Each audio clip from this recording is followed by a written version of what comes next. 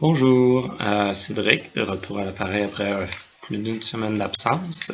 Comme vous avez pu le voir, j'avais une semaine assez mouvementée, alors j'ose espérer que je vais être capable de faire un retour complet là-dessus.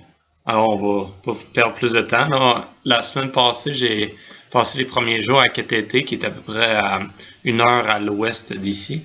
Et j'ai fait des deux groupes de discussion, là. Alors, c'était des groupes de 15 fermiers environ. On parlait du programme de tracteur, son de quiz. Puis c'était vraiment rafraîchissant, vraiment intéressant. Après avoir fait ça, je me disais, ouais, j'aurais probablement dû faire ça un mois avant parce que c'était beaucoup plus stimulant. Ça a été une shot d'énergie. Ça m'a donné beaucoup plus envie de travailler que rester dans le bureau à étudier des données pour essayer de porter des jugements. Là.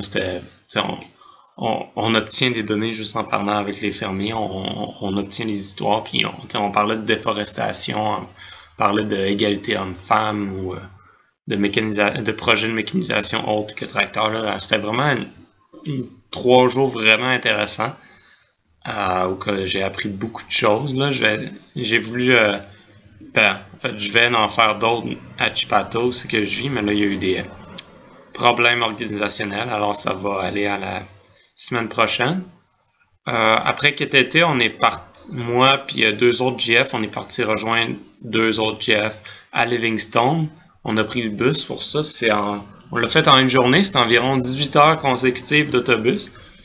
C'était, c'était une journée que j'ai pas vraiment de mots polis pour décrire. Là. C'était long, c'était plate, la musique était trop forte. On était coincés serrés parce que les bus ici, c'est pas vraiment le confort. On partait en retard parce que le bus va pas partir à l'heure. Le bus va partir lorsqu'il est plein. Il va te donner une heure quand il dit qu'il est plein et qu'il pense qu'il va être plein. Mais là, cette fois-là, on a acheté notre billet, puis il a fallu attendre 1 heure et demie avant que le bus soit plein, puis partir.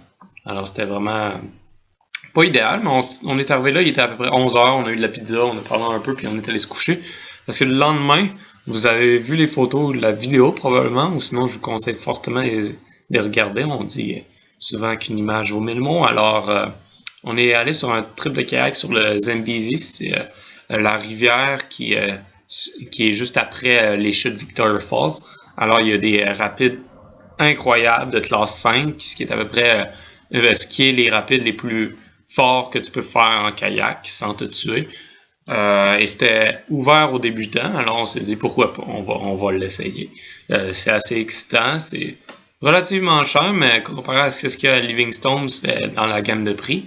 Alors on est allé là-bas, puis t'arrives là, puis il y a comme une gorge de environ 100 mètres de profondeur. Et pour descendre là, tu sais, ici, tu t'attendras un peu à ce qu'il y ait des escaliers, ce genre de choses-là, là. Peut-être un ascenseur ou une gondole. Mais là, on descendait sur des genres d'échelles de fortune, faites avec du bois qui a été ramassé sur le bord de la route. Euh, Puis c'était pas comme tout à fait assez à pic pour que ça soit, tu sais, qu'on doit vraiment descendre ça comme une échelle. Fait qu'on descend, parce qu'une partie de nous autres descendait ça comme tu descendrais un escalier. C'était extrêmement terrifiant parce que un faux pas, tu tombes puis t'es mort. Alors c'était vraiment un bon exercice parce que si t'arrives en bas, t'es complètement mouillé déjà puis t'as le cœur qui pompe. Alors, c'est juste la rivière a rien pour toi à ce point-là. Là.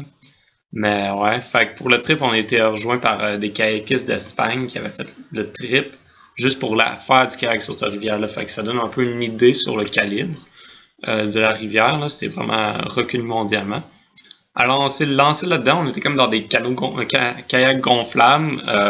Pourquoi? Ben, c'est parce qu'avec un kayak normal, quand tu chavires, puis tu veux pas perdre ton kayak, faut que tu fasses comme le mouvement pour revenir à la surface là, avec ta pagaie. Là. Mais on n'était aucune expérience, alors on n'allait pas apprendre ça puis le tester tout de suite. Alors les kayaks gonflables, qu'est-ce qui était bon, c'est que tu chavires, le kayak chavire, mais il va flotter complètement, il va pas se remplir d'eau, puis tu peux t'accrocher au kayak, puis il n'y a aucun problème. Là. Et tu n'auras pas de chance de te noyer, ce qui est toujours un aspect positif. Alors, on s'est lancé dans le kayak, dans la rivière, et les premières rapides, c'était assez le fun. C'était quand même, c'était stimulant, c'était vraiment, vraiment rough, là, c'était tough. Puis, all in all, c'était vraiment une activité assez unique. Je vous invite à regarder la vidéo. Cette vidéo-là, c'était probablement sur le rapide qui était le plus dangereux, mais qui avait pas les vagues les plus grosses, parce que si tu tombais dans ce rapide-là, puis que tu perdais ton kayak, tu pouvais te retrouver sous l'eau pendant 3 minutes à cause des courants. Ce qu'ils nous avaient pas dit avant de faire ce rapide-là, mais en tout cas, ça vous donne une bonne idée. Alors, c'est ça, c'était bien agréable. Ben, bien agréable. C'était super exigeant et terrifiant. Là. T'avales beaucoup d'eau parce que tu chavires quand même souvent. Là. J'ai chaviré 5 fois, ce qui est dans la moyenne. Alors, avaler beaucoup d'eau pendant cette journée-là. Puis, ben, une fois que c'était fini, on a remonté en haut de la gorge à pied encore. Même s'il y avait une gondole qui fonctionnait à côté, je sais pas pourquoi on l'a pas utilisé. Puis on est arrivé en haut, puis il y avait de la bière gratuite. Alors c'est une très belle fin de journée, hein. Une journée très difficile qui nous a sapé de notre énergie. On est retourné à l'auberge jeunesse. On a mangé un restaurant italien qui en fait servait juste de la bouffe jambienne, mais il s'appelait un restaurant italien. Puis après ça, on est allé au lit, puis on a dormi. Puis le lendemain, on est allé aux chutes Livingstone. Les chutes Victoria, patrimoine mondial, les plus grosses chutes au monde. Alors, c'était impressionnant, là. Ouais, c'était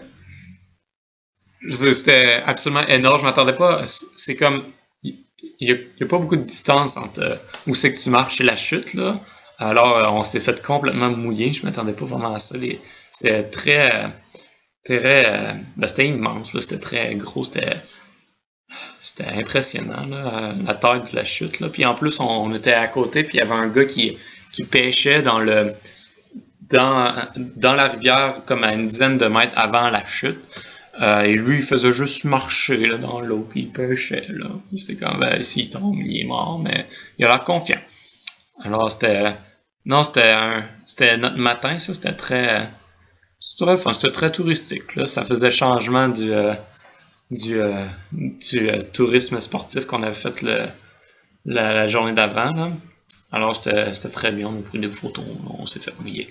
Après ça, on est revenu à l'auberge. On a pris ça un peu relax, aller acheter des billets de bus. Puis la soirée, c'était l'anniversaire d'un des GF.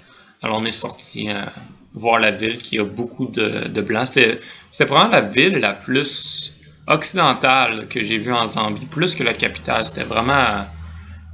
c'était impressionnant, là. Les gens étaient polis sur la route, ce qui est une première en Zambie, puis je m'aventurais même plus poli qu'au Québec. Mais ce qui est pas nécessairement dur à faire, mais sauf ici, sont vraiment horribles, là, les gens qui conduisent. C'est des accidents que tu fais juste qui vont arriver, là.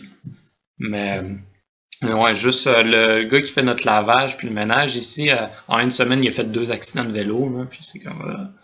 ouais, c'est pas du tout sécuritaire comme ville. Les gens n'apprécient pas les bénéfices du vélo ou leur place sur la rue.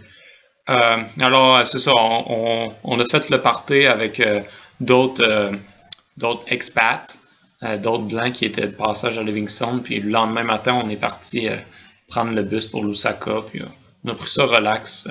Je suis revenu à Chipata le mardi. Puis là, c'est à ce moment-là que mes bons moments se sont terminés parce que j'avais prévu faire des groupes de discussion dans les mercredis et vendredis passés. Mais je suis revenu, puis le gars qui était en charge d'appeler les fermiers pour organiser tout ça, complètement rien fait.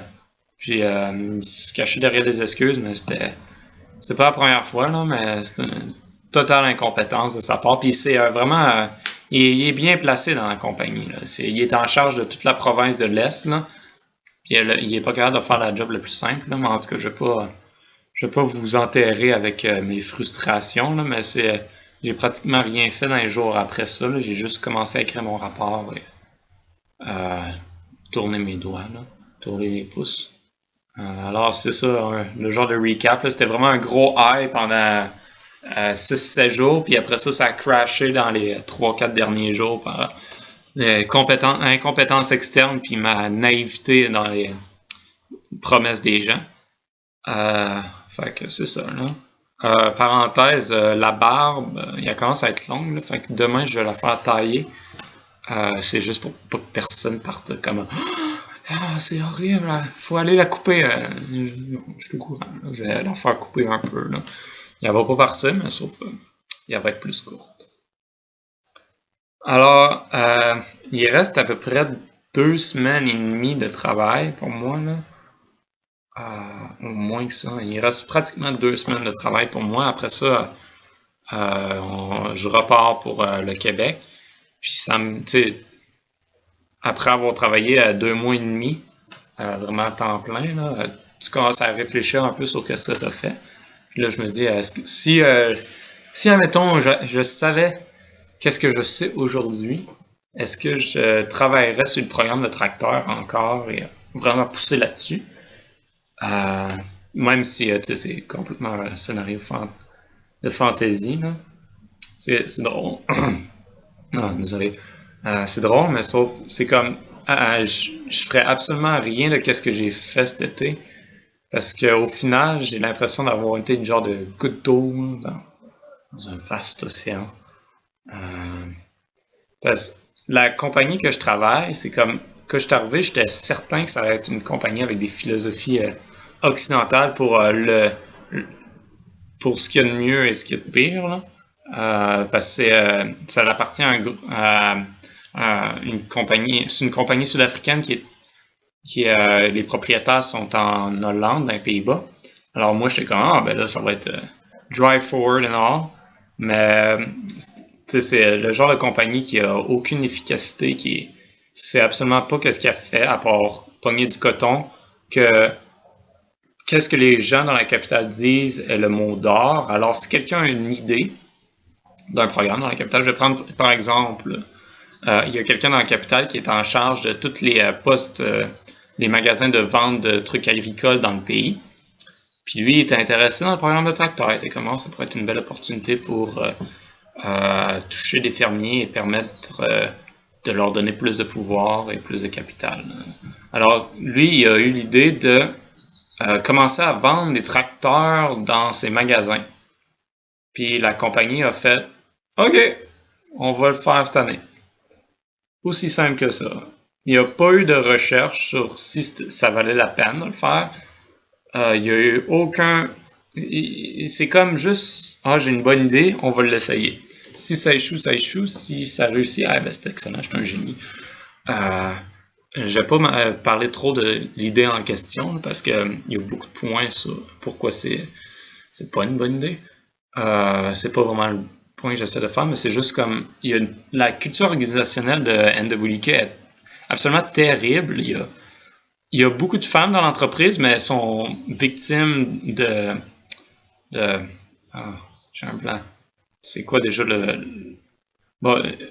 insérer la tradition française de harassment. Puis il n'y a aucun moyen de se plaindre, en tout cas de façon anonyme. Alors ils sont extrêmement vulnérables, surtout qu'ils sont souvent engagés par leur aspect physique plutôt que leur curriculum. Ce qui pose énormément de problèmes parce que la personne qui l'engage après ça, ben, c'est à cause de son physique. Alors elle est plus, comment je pourrais dire, elle est plus, il y a nécessairement plus une cible de cette personne-là dans l'entreprise. C'est des problèmes énormes. En plus, de l'autre côté du spectrum, notre école de données est absolument absurde. L'autre stagiaire m'a donné comme exemple que certaines des données qu'il avait absolument besoin, il était sur le iPad d'une des personnes qui travaillait sur le terrain. Pas sur un genre de serveur que tout le monde pouvait accéder, mais le gars avait pris en photo les données sur son iPad, puis il les laissait traîner là, puis il les partageait avec personne. Fait que c'était comme des données carrément inutiles, des données très utiles, mais qui étaient rendues obsolètes. Obsolète, c'est un mot, ça. Complètement, c'est ça, il était rendu complètement inutile. Là. Je sais pas pourquoi je me répète. Là. Alors, moi puis l'autre stagiaire, on essaie vraiment de voir si BDSC, la firme de consultation que je travaille avec, peut, au lieu de s'approprier des projets de NWK puis les pousser pour qu'il y ait du bon sens, de travailler à changer la culture organisationnelle de l'entreprise pour qu'une fois que notre compagnie parte de NWK, le changement qu'on ait fait soit durable. C'est parce que c'est tout le temps ça qu'on essaie de faire, c'est du changement durable. Alors, parce qu'en ce moment, j'ai aucune confiance que si BDSA quitte NWK, elle va pas retourner à ses vieilles habitudes. Alors, c'est ça ma parenthèse, là, je regarde un peu sur qu'est-ce que j'ai fait. Quoique je suis quand même satisfait sur le travail que j'ai fait, même si j'aurais préféré faire plus de travail de terrain pour briser un peu le genre de système que notre compagnie a de tout le monde en haut a des idées, puis le monde en bas écoute. Écouter les fermiers, prendre leurs idées, puis les ramener par en haut par après. Mais j'aurais énormément préféré travailler sur du changement culturel d'entreprise au sein des NWK au lieu de travailler sur un programme très spécifique. Là. Travailler pour que tous ceux qui sont en charge de programme changent leur mentalité pour qu'ensuite il y ait un impact sur les programmes, pour qu'il y ait un impact sur les milliers de fermiers qu'on a. Alors c'était un peu mon éditorial sur qu'est-ce que je faisais en Afrique. Un peu de frustration. Alors, je prends l'avion pour le Québec le 27 août. Pour l'Ontario, le 27 août. Je vais en revenir le 30-31 août au Québec. L'université commence le 2 septembre. Alors, je commence à avoir envie de retourner à la maison. J'ai plein de choses que je veux faire une fois que je vais retourner au Québec là, pendant la session d'automne et d'hiver. J'ai vraiment hâte. Là. Puis, je pense déjà à l'été prochain. Là. Alors, pas que je veux négliger non plus le travail que je fais ici, mais sauf, il me reste mes 2 groupes de discussion à faire la semaine prochaine. Là, c'est juste à attendre qu'on les fasse. Après ça, c'est écrire des rapports pendant moins d'1 semaine. Puis après ça, c'est préparer un oral, puis j'ai fini. Alors, j'ai pratiquement tout fini mon travail ici. Alors, c'est juste acheter des souvenirs. Alors, j'ai l'impression que j'ai parlé vraiment beaucoup aujourd'hui. J'espère que vous avez apprécié.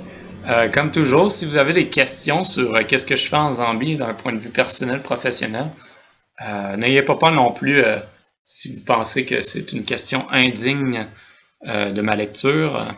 Je vais la lire. Là. Au pire, je vais refuser d'y répondre d'une façon très brusque. Mais sinon, c'est ça. Là, fait que je vais vous dire au revoir à tous. On va se voir très bientôt. Je prends faire 1 ou 2 autres vlogs avant de partir. Là. Mais c'est ça, le fait que ça achève. 2 semaines et demie. 2 semaines et demie. 2 semaines et demie, puis je suis dans l'avion. Fait qu'on va se voir très bientôt alors. À la prochaine.